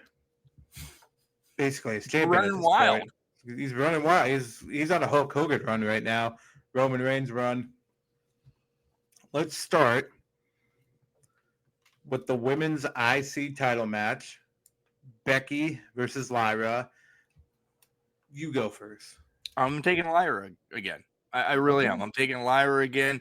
I think it does lead to something you said, SummerSlam related, but I could see I'm taking Lyra for the win, but I could also see this being a long match with nothing happening decision-wise to kind of get us to SummerSlam as well. But if there's going to be a champion, and I think heel Becky is unbelievable. You know, I was just poo-pooing maybe a little bit, but I think heel Becky right now is unbelievable. If there's going to be a payoff, I think Lyra has to get this one more win, and then shit comes awry, and then Becky does become champ for whatever time. But I think it's Lyra. Well, here's where the title's going to be decided because I'm going Becky. I think Becky wins it here to catapult us to SummerSlam to get the final match. I think Lyra right now is way too emotional going into this match. Becky, cool, calm, collected right now. She's called out Lyra's fiance, got under her skin. This is now Lyra's too emotional, and it's going to cost her. It's time. It's a story told all time in wrestling. You're too emotional going into a match, you're going to get got. I think she's going to pull it in. The youngster's going to get, the straps on and do whatever.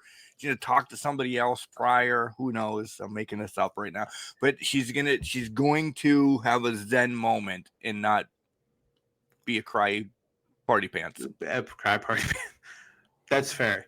I just think she's going to get her wings clipped, and this is going to be it. So Lyra's going to lose. So, all right, here we go.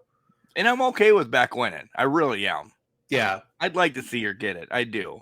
I think it would be good for her to win it just because it's a notch in the belt, right? And why not? But we'll see what happens. Change it every once in a while. Agreed. All right. I don't know if it's good in the way John Cena wants to portray it, but we're going to go with the next match of John Cena and Logan Paul versus Cody Rhodes and Jey Uso. And my thought on this is Cody needs a win over John. And I think Cody's going to get the win over John. But Cody's going to pin Logan. So I think Cody Rhodes, Jey Uso get the win here and pin Logan Paul. I agree. But can I tell you, honestly? Yeah. I don't care. No, nobody cares, I don't think. No person cares about this. I understand. Like, they need something to get Cody. Yeah. That's all this is. That he's not going to beat Cena, like you said. Yeah. On paper, Cena takes the loss to Cody Rhodes and Yeet. But, wrap back around to this a second. Keep that in my mind, Mark, please. Yeah, Cody gets a win over John Cena in a tag match. So that's going to propel him to the next number one at SummerSlam, which we had to get there one more time. Exactly. And this is the way it's going to be. The weakest match of the night. And I don't mean wrestling, just in story and all, everything. Like, yeah. Yeah. There's not a lot of meat and potatoes behind it. What was your point that you wanted to circle back to? You did. Thank you for, I forgot. By the way, this has been lackluster recently. It's either because I'm on a good high and I'm getting rid of negativity or anything, but, or I'm just losing my mind. You've seen on TikTok and everything about 4 letters, 1 word. Yeah. Yeet. Like graduations. Yeah. I didn't think I'd see it at a graduation. I did. At Ethan's graduation, somebody yeeted. And I'm like, you are No. fucking kidding me. No, they did. Did the whole thing that you see on TikTok. Got done getting his diploma. I'm not saying a name. Got done getting his diploma. Shook the superintendent's hand as he was coming down the steps to go back to his seats. Pauses. Put up the 4. I'm like, no, you are not, kid.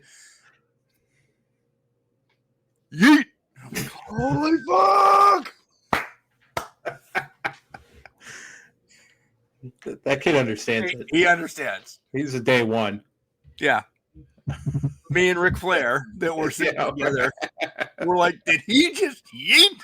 The only two and the kid in the fucking audience that understood what the hell is going on. Yeah. The yeet has not made it to Ridgeway yet. No. Okay, and it's over essentially. Yeah, it's over now. But this kid yeeted at graduation. I'm like, oh my god. Oh, that's funny.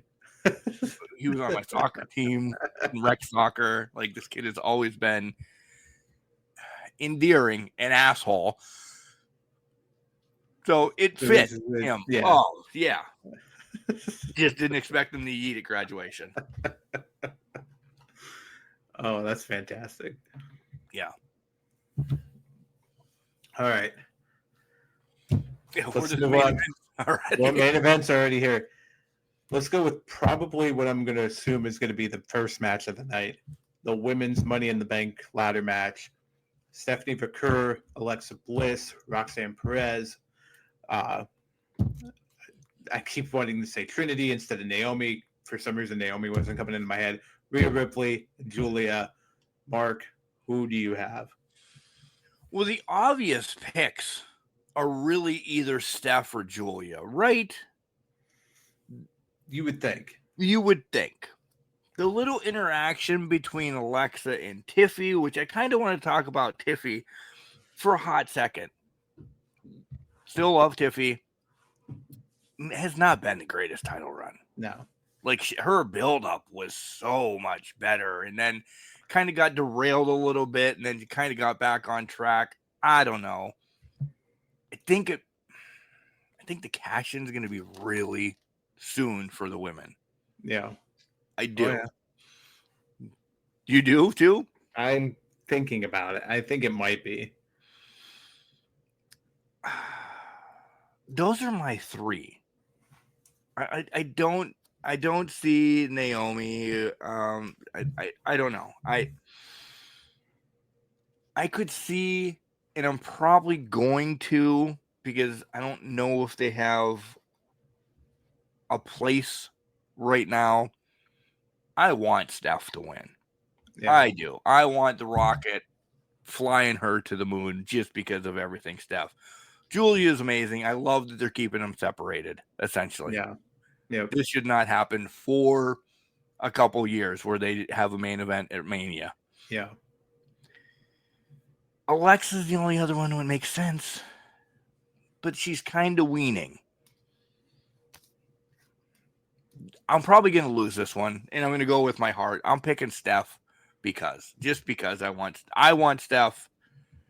Tell me I'm wrong. I'll try. You said that there's only 2 obvious ones. I disagree. I think that Rhea is a blatantly obvious one that they might pull the trigger on. She hasn't won one yet. I'm so pissed. I know everybody would be pissed. I too would be pissed because I just feel like Rhea has been in the picture. They want her. They're like interacting her, and then Liv is chirping at Io, and it just makes me think Liv and Io are going to have the match at SummerSlam, or if it's not her, it's Rhea and Io are going to have a match at SummerSlam. I know where you're going. And then somebody's going to cash in on, Io versus Liv. That has been the blatantly obvious solution that has been sticking out forever. They don't put the new talent over.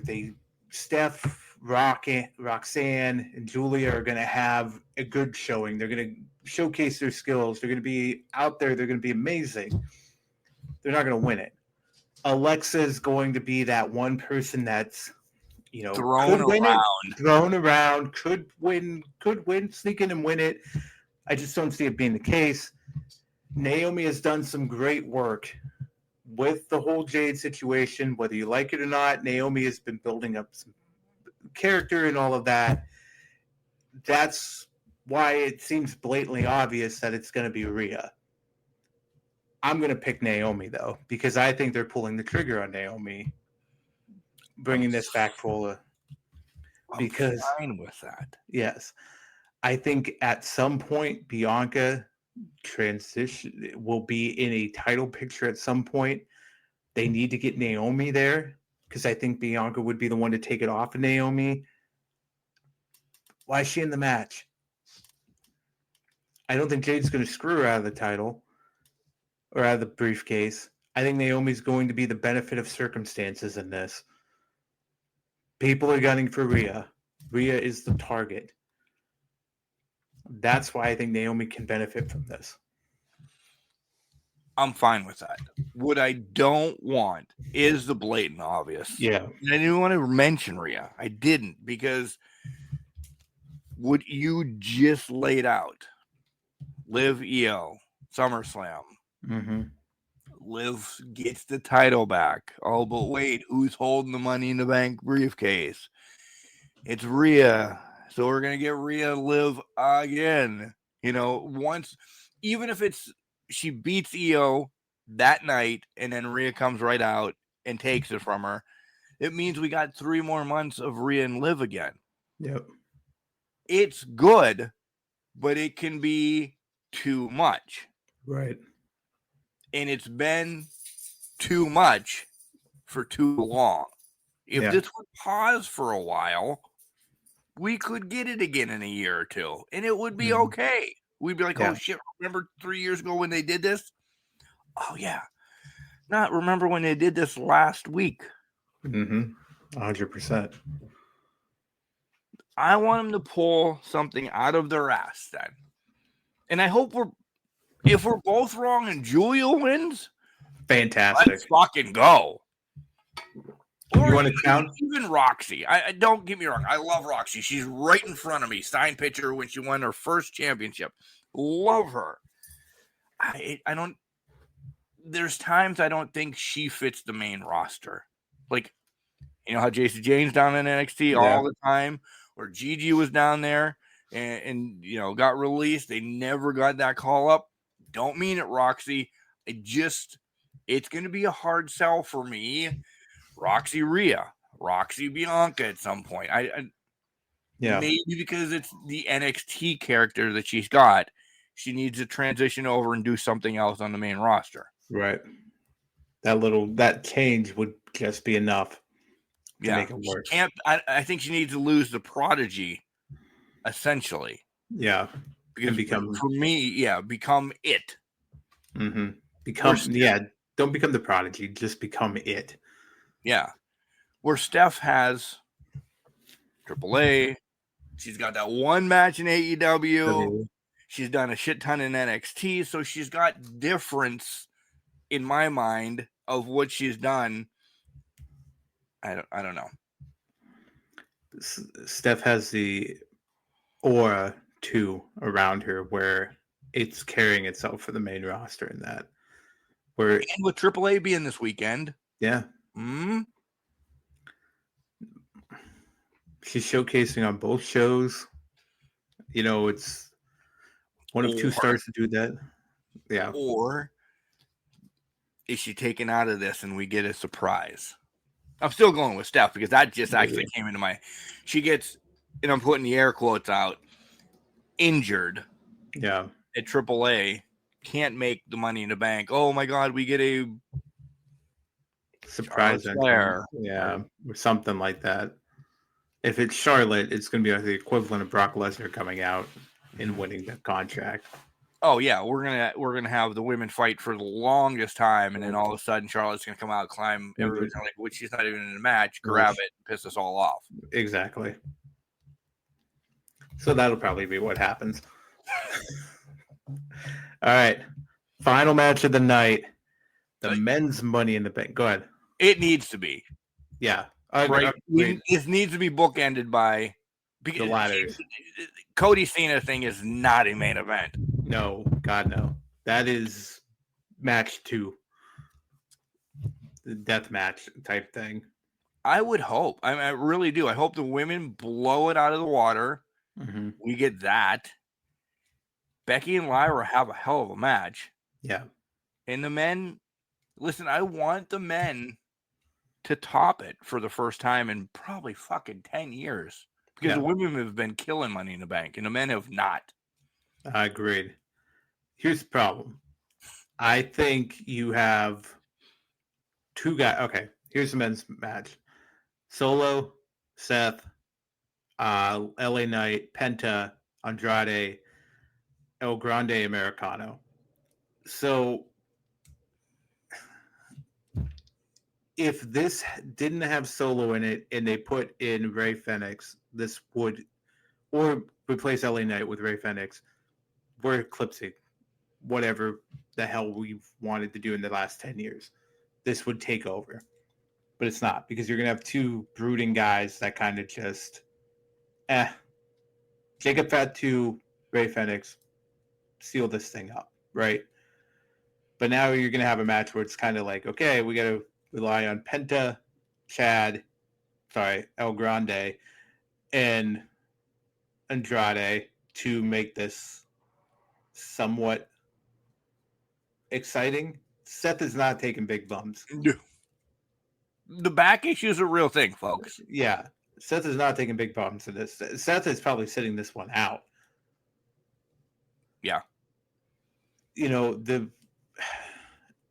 whole field, I believe maybe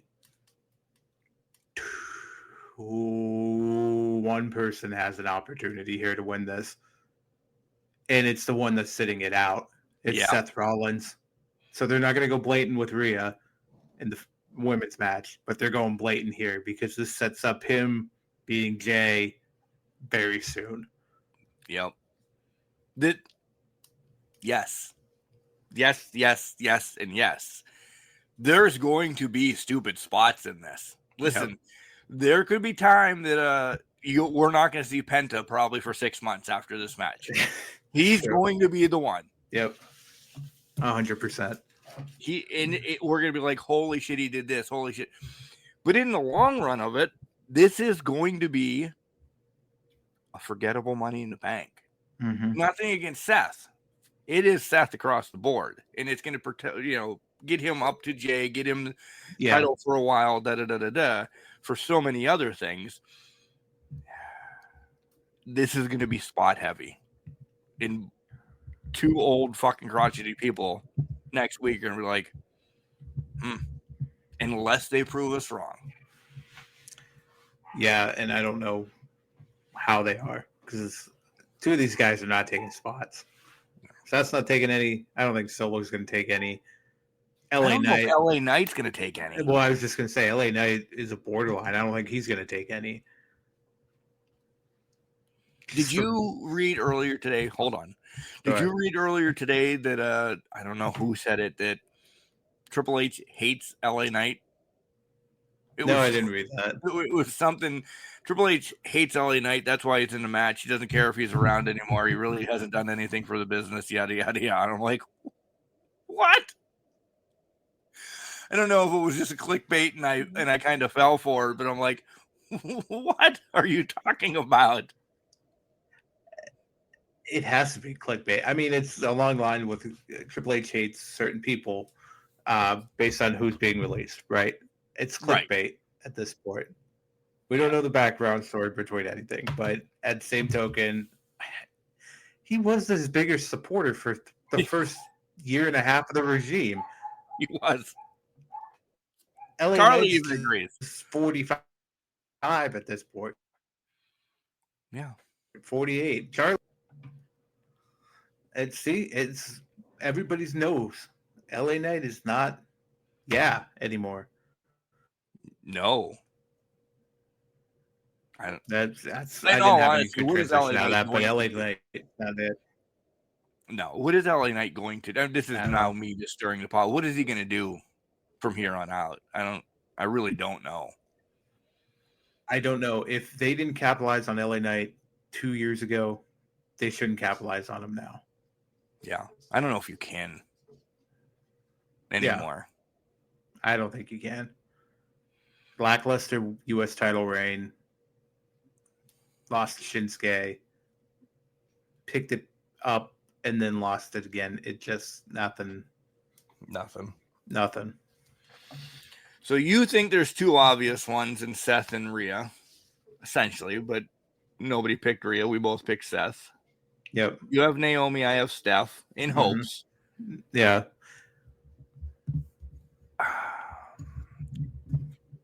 Is this going to be a bad Money in the Bank? It could be. It could very well be a bad Money in the Bank. I think the women are going to destroy it, and then it's going to kind of Becky and Lyra pick it up, but then it kind of goes. And we love the concept of Money in the Bank. We do. I'm also glad it's only 6 people and it's not like 8 people trying. It's not overblown. WWE corporations. Yes, exactly. And then Otis wins. Here's the flip side of this. I also thought about this for a hot second. They could pull the hokey bullshit of El Grande Americano winning this, and then there's a real problem for Chad Gable where he's going to have a personality crisis. He wants to cash in, but he can't because he has to cash in as El Grande Americano. But he doesn't want to come out as El Grande Americano. I could see that being some sort of bullshit that they want to pull too. So that would be them just throwing the Money Bank away because they're seeing a story to get to Cody, to Punk, back to Roman. Yeah. They don't need a men's Money in the Bank winner. Exactly. So they can just kind of play this game with Chad. Chad still has it, but then he has to play the game of being El Grande Americano to cash it in, or Chad Gable. I don't know. But yeah. Can El Grande cash it in at AAA? Could. Maybe. To win the Mega. But he'd have to win it first. Oh, right. Yeah. Right. Would that piss a lot of people, like hardcore AAA wrestling fans, off? Probably. What isn't there a Triple Mania? That's their biggest one, right? Yeah. I think that's still to come this year. I don't think it happened. El Grande Americano cashed again. Is that TKO just shitting on AAA then? Because essentially, I still believe that this is just to get 2 or 3 people, and then AAA is no more soon. Yeah, I think AAA is just a market for them now. Yeah. It was just to create a foot in the ground in Mexico. To prevent superstars from getting to AEW. That were already there anyway. Anyways, yeah, exactly. They're just solidifying it. Yeah. All right, we'll recap. There's got to be one more match thrown in here. I don't know, though. It could be tomorrow night on SmackDown, but I have no idea what it would be. Or Friday night for you guys listening, when you're listening. Yesterday. So, but I don't know when it is or what it is. Yeah. I'm glad we're back. I am too. I'm glad we're both on cloud 9, living lives, kicking ass, married, and being rock stars. Exactly. We're in love. We got this. We're in love? Well, we are. We're in love with wrestling, and we love each other. But yeah, see, we got this. But it'll be a good time. We're having fun, and we're back. We're gonna have more fun doing the podcast week after week. So, yeah. Clean slate, folks. We're good. Everything's ready to go. Check out the new logo. Be prepared for the new merch. I can't wait until we get it passed by everybody so I can get a hoodie. What color hoodie are you gonna get this bitch on? So I have black, blue, and green right now. So I'm thinking maybe a gray, maybe something else. I don't know. What are you thinking? I'm going pink. You going pink? Yeah, pink was kind of pink. Pink was floating with my pink attire going on right now, but yeah, because our pink is different from my baby. As I'm holding up my baby face one, is different. It's like a rose pink. Yeah. So yeah. Yeah. So it's way different than that baby face one. When this gets accepted, it's on. It's on like Donkey Kong, motherfuckers. Love it. All right, guys. We will both return again next weekend for a lot of shenanigans. We'll recap Money in the Bank. We'll dive into some matches that actually happened. It won't be a throw shit against the wall type of, but these are great ones. These are fucking phenomenal. We have essentially sometimes more fun doing these ones than let's talk about Raw. Let's talk about AEW. Yeah. Yeah. So, Sir Michael Jenks, have anything important going on this week? Graduations. By the time you hear this, we would have been already through my niece's moving up ceremony to high school, Kimberly's brother's graduating high school, and then outside of that, nothing really else going on. Too exciting. Planting and doing that gardening at the house. So, what about you? Anything fun, exciting this week? I don't. As recording, the sports radio season has come to a screeching halt because that's what happens when you get in state playoffs. You always hope for one more game, but shit didn't go awry for the team. So radio off now until basketball season. Nice. Very nice. We're excited about that. I can only be 3 hours away from town because the pool's open. So there's no vacation for 90 days or going anywhere crazy. Yeah. Otherwise, I don't know. Maybe I'll go have a few drinks with a couple buddies or, hang out, but nowhere far, nothing big to do. I'm actually okay with taking a pause and just like hanging with Max, Yeah. Eating a T-bone steak or whatever, whatever, just hanging out. Having a good time, have a few beers, nothing crazy.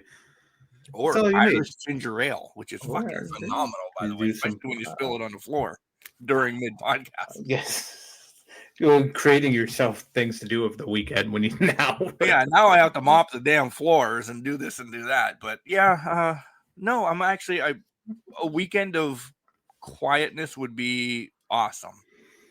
But we'll see if that happens. Yeah, we'll see. I'm sure you might find some better plans or something, but we'll see. Pre-order college football. That's a great plan. See, it's not gonna be that. Then you're gonna play college football all weekend. So. No, I won't. I won't play. If I pre-order it right now, I will not play college football again until it comes out. Really? It's a month away. I'd play it until the month ends. I've started a franchise finally in baseball. I've gotten Max 5-6 years into his contract.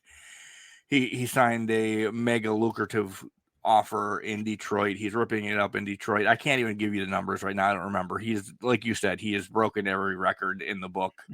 It's almost not fun anymore. So I should either create the pitcher and go through college. But I thought, it's time. I started a franchise.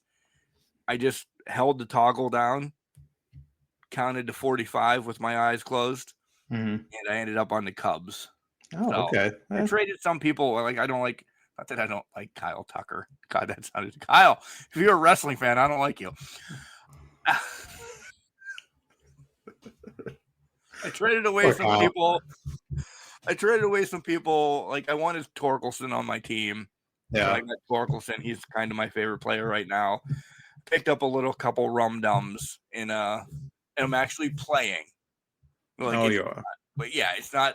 Let's just play casual and crush the ball and be 162-0. So I'm about 2 weeks in, and I think I'm 6-2 right now. I mean, I'm still doing really good. Yeah, but I've actually taken losses, and I'm not crying about it. I'm going to see. Yeah. 6-2 is not a bad way to start. Yeah, it's not horrible. No. But you know what's in Mark's head? Holy shit, it's June and I'm only in, April right now. How am I going to catch up? Maybe this weekend will be the day I'll just play a ton of baseball. Yeah, why not? Just burn those days away. Yeah. Or just be a rock star. Remember, just because you're trash doesn't mean you can't do great things. You're a garbage can, not a garbage cannot. Make sure you tell your loved ones that you love them. Because you never know. Whoop, whoop.